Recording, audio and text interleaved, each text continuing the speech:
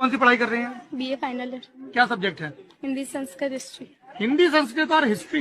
क्या पढ़ाई करते हो तुम? BA second year. किस सब्जेक्ट में? बीए। अरे सब्जेक्ट होगा ना बीए में कोई।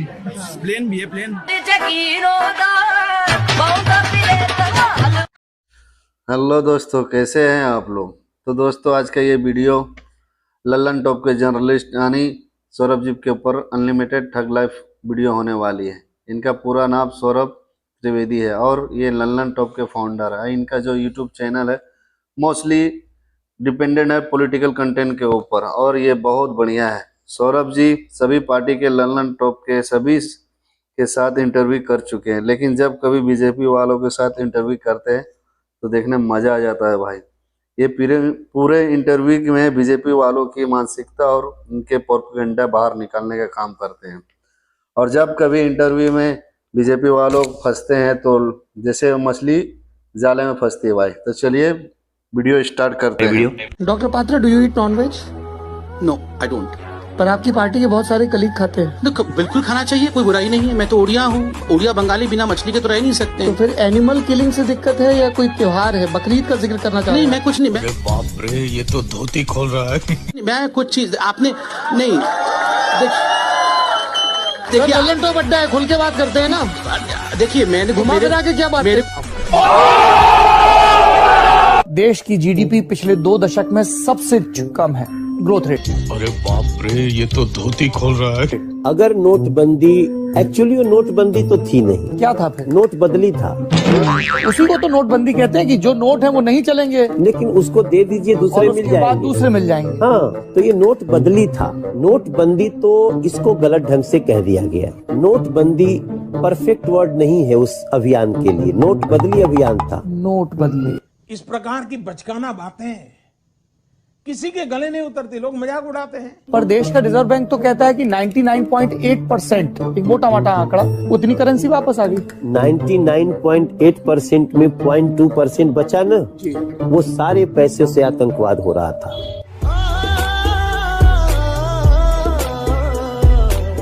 पॉइंट 2% का आंकड़ा तो देखिए कितना होता है।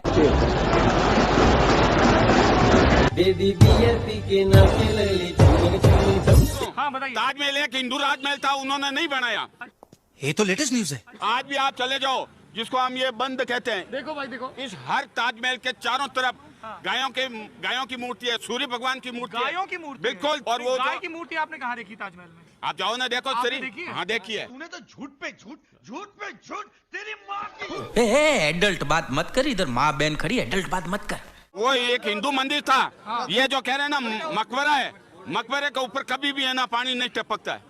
और शिव मंदिर के ऊपर, शिवलिंग के ऊपर हमेशा पानी टपकता है। आज भी आप वहाँ चले जाओ, वो पानी आज भी टपकता है। ये भी देखा है आपने? ये भी देखा है। साले हड्डा मार दूंगा खोपड़े में। कल्चरल सर्वे ऑफ इंडिया में इस तरह की कोई जानकारी हम लोगों के रिसर्च के माध्यम से नहीं प्राप्त हुई है कि ये ताजमहल पहले कोई हिंदू स्मारक था। तोड़ करके बनाने की कोई स्थिति हम लोगों के सामने कोई ऐसे साक्ष्य नहीं है हमारे पास जिसके आधार पर हम ये कह सके कि शिव मंदिर अथवा जैन मंदिर को वहाँ तोड़ करके ताज की स्मारक की स्थापना की। ये बड़ी अच्छी बात कही आप। ये झूठ फैलाया गया है। आपने कहाँ पढ़ा वकील साहब? इतिहास में पढ़ा है। कौन से इतिहास किताब में पढ़ा? ये जो ये किताबें आती है, जो किताबें लिखते हैं अच्छे अच्छे लेखक, उनकी किताबों में था। बताइए, मैं ये ईमेल आज मेरे को याद नहीं है, बाकी ये बात सच्ची है। ताजमहल के मंदिर होने के कोई सबूत नहीं है। ये बात मोदी सरकार ने लोकसभा में मानी है। केंद्रीय पर्यटन राज्य मंत्री डॉक्टर महेश शर्मा ने सोमवार को लोकसभा में साफ किया कि ताजमहल के हिंदू मंदिर होने का कोई रिकॉर्ड मौजूद नहीं कि भक्ति और पागलपन में अधिक अंतर नहीं होता।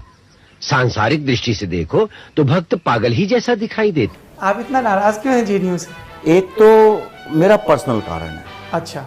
मुझे ऐसा लगता है कि आज भारत की जो सबसे बड़ी समस्या है जी, वो है प्रोडक्टिविटी एंड एफिशिएंसी। वहाँ पे आपको कोई भी प्रोडक्टिविटी ड्रिवन और एफिशिएंसी ड्रिवन एक माहौल देता नहीं है। और मैं भी आज तक किसी से मिला नहीं हूँ जो जेएनयू से पढ़ के आया हो, जो कि एफिशिएंसी और प्रोडक्टिविटी की बात करता हो। यू सेड कि there is something wrong with JNU. What do you think of Nirmala Sitharaman?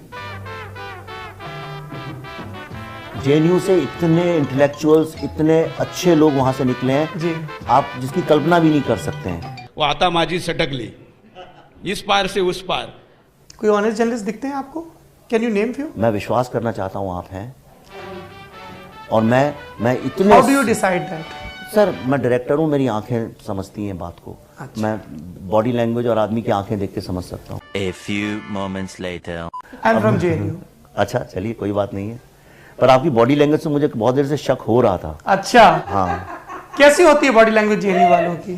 थोड़ी सी हर चीज को क्वेश्चन करने वाली, हर चीज को परखने पत्रकारिता वाली। का धर्म, निर्भीक हो, निष्पक्ष हो, संविधान की शपथ लो और सामने जो भी शक्ति का स्रोत बैठा हो उससे तथ्य सम्मत और पूरी ऑब्जेक्टिविटी के साथ सवाल पूछो बिना किसी हिडन एजेंडा के। है कि कुछ ऐसी भी चीजें हैं जो वो और अच्छी कर सकते थे, नहीं कर पाए।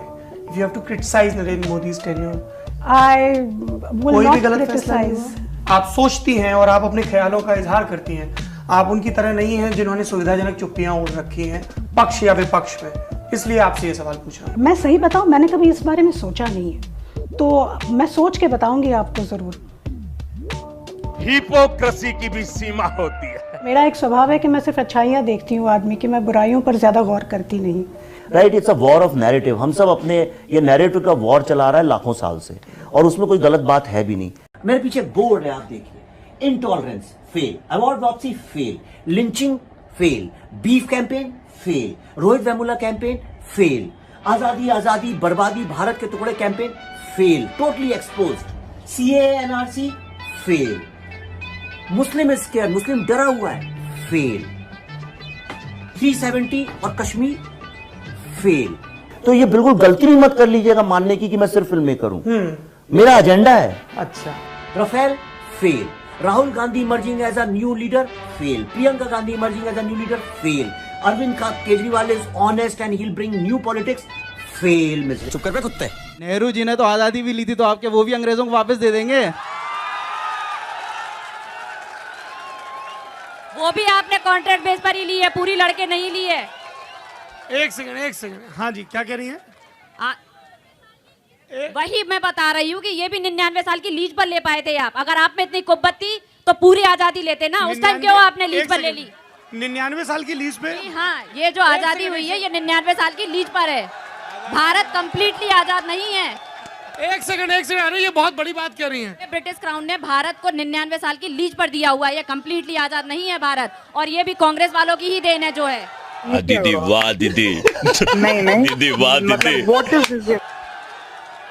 एक सेकंड। मैं इसके तथ्य प्रस्तुत कर सकती हूँ आपको। जी अरे पूछने तो दो भैया। एक सेकंड। रुचि पाठक भारतीय जनता युवा मोर्चा की प्रवक्ता लल्लन टॉप अड्डे के मंच पर यह कह रही हैं कि हमें बरतानिया हुकूमत से, ब्रिटिश क्राउन से 15 अगस्त 1947 को जो आज़ादी मिली है वो 99 साल की लीज पर है। कहाँ लिखा है ये? मैं आपको प्रस्तुत, आप मुझे समय दीजिए, मैं आपको साक्ष्य प्रस्तुत कर दूंगी। क्योंकि ये अगर इतनी बड़ी बात है, ये तो आज तक किसी प्रधानमंत्री ने इसका जिक्र नहीं किया, ना भाजपा के, ना कांग्रेस के, ना दूसरे दलों के, किसी संविधान विशेषज्ञ ने इस बात का जिक्र नहीं किया, ब्रिटेन ने इसका जिक्र नहीं किया, भारत ने नहीं किया।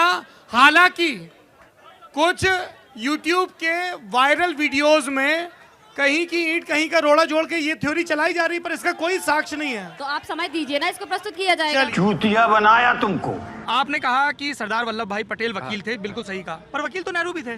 नेहरू वकील उस समय भी था, नेहरू और गांधी थे, भगत सिंह को बचाया ही नहीं। हाँ, गांधी अगर चाहता चौधरी साहब आप थोड़ा सा राष्ट्रपिता हैं और आप जिस पार्टी की तरफदारी कर रहे हैं वो भी उनको सम्मान देते हैं, तो गांधी चाहते क्या दीजिए?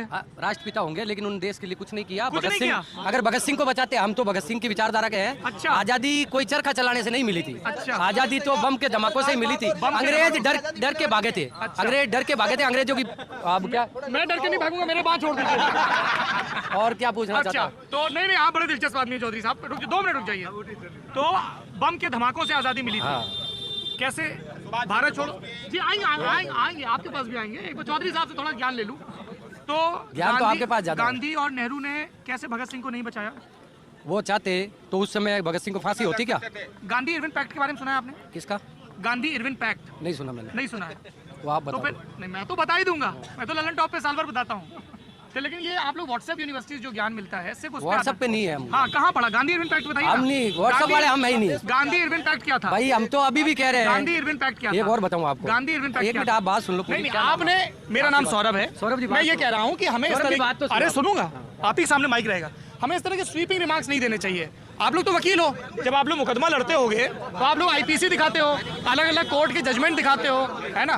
दूसरी चीज आपने कही कि अगर नेहरू प्रधानमंत्री नहीं होते तो कौन होता प्रधानमंत्री? सरदार वल्लभ भाई पटेल होते। आज देश की स्थिति कुछ और होती। अच्छा, देश में समस्या, सही कह रहे हैं, कश्मीर समस्या और हिंदुस्तान के अंदर होता है, हिंदुस्तान के अंदर होता है। ठीक, ये बताइए, देश में पहले, देश में एक सेकंड भाई, देश में पहले चुनाव कब हुए? अब इतना मेरे को पता नहीं है। साले को बम से उड़ा दूंगा एक बार हाथ में आ जाए। वो आदमी नोआखली में भटक रहा था क्या? आप? हाँ हाँ, क्या भटक रहे थे? 2 लड़कियों को लेके। क्या नाम थे उन लड़कियों के? वो फोटो डाल रखे उनने। हाँ, और उन लड़कियों के पीछे कितने लोग थे? वो देखा ही नहीं मैंने। ये कहाँ देखा? व्हाट्सएप पे आया? फेसबुक पे भी, सोशल मीडिया पे। तो ये बताओ फिर, तुम लोगों जैसे गांधी जी से इतना विरोध है, नोट पे भी गांधी जी छपे रहते हैं, तो क्या करते हो नोटों का? यूज कर रहे हैं सर, मेरा एक पॉइंट ये था, यूज कर रहे हैं, अच्छे दिनों का इंतजार है, एक दिन नोट भी बदलेगा। नोट भी बदलेगा। और ये जो जैसे नरेंद्र मोदी जी स्वच्छ भारत का जो चिन्ह है पूरा, वो गांधी जी का चश्मा है। 2 अक्टूबर को इतना सब होता है, G20 के लोग आए, सब लोग राजघाट पर गए, तो आपका विरोध रहता है इन सबसे? नहीं, इनसे नहीं रहता सर, इनसे विरोध नहीं है। किसी और व्यक्ति की सोच में नहीं बदल सकता ना। हाँ, पर ये तुम दोनों की पक्की सोच है, तुम दोनों पक्के दोस्त लग रहे हो मुझे। हम गांधी विरोधी है। हम गांधी विरोधी है। नहीं, गांधी विरोधी होने में क्या दिक्कत है? गांधी विरोधी होना और गांधी हत्या को जायज ठहराना तो बहुत अलग अलग चीजें हैं। आपने नाम क्या बताया? शिवम अग्रवाल। वंदे मातरम सुनाइए। वंदे मातरम का विरोध करना उनका। वंदे मातरम सुनाइए। वंदे मातरम अभी मुझे फिलहाल सुजलाम सुफलाम मलय शीतलाम शस्य श्यामलाम मातरम वंदे मातरम, ये आपको नहीं याद है? किस किताब में है ये? बंकिम चटर्जी ने इसकी रचयिता है। एक उपन्यास में आया था ये सबसे पहले, ये गीत। नहीं, इसके बंकिम चटर्जी ने उपन्यास में आया लिखा है। कब लिखा था, कहाँ लिखा था? बंकिम चटर्जी ने लिखा था ये गीत, आनंद मठ में लिखा था। सन्यासी विद्रोह पे उपन्यास है आनंद मठ जी, उसमें ये आता है जी। शुभ ज्योत्सनाम पुलकित यामिनी फुल्ल कुसुमित द्रुमदल शोभिनी। तो ये तो आपको भी नहीं आता है? आता नहीं है, ऐसा नहीं है, आता नहीं है। अरे आप हंस रहे हैं, नेताजी नाराज हो जाएंगे। तो आपने सुनाया नहीं? ऐसा नहीं है, लेकिन वंदे मातरम का विरोध करना बहुत गलत करते हैं। वंदे मातरम तो हमारा आज़ादी का गान था। वंदे मातरम और जनगण मन, है ना, इसको लेकर संसद में लंबी बहस चली, दोनों राष्ट्रगान है, पर आपको नहीं आता राष्ट्रगान, आप तो देशभक्त पार्टी से हैं। ऐसा नहीं है, नहीं है। सुनाया नहीं? चलिए आगे की पंक्तियां सुना दीजिए। जनगण मन सुने इनसे। इधर आगे आओ। अरे इधर आओ, तो बात भी करनी है। आ जाओ। डरो नहीं। जनगण मन आता है पूरा? अभी है, मैं एक मिनट। हेलो नेताजी, कैमरा बार नहीं मिलता है। खत्म, bye bye, tata, goodbye, गया। तो चलिए दोस्तों, आज का वीडियो यहीं खत्म करते हैं। वीडियो अच्छा लगा हो तो दबा के लाइक और subscribe. Thank you for watching.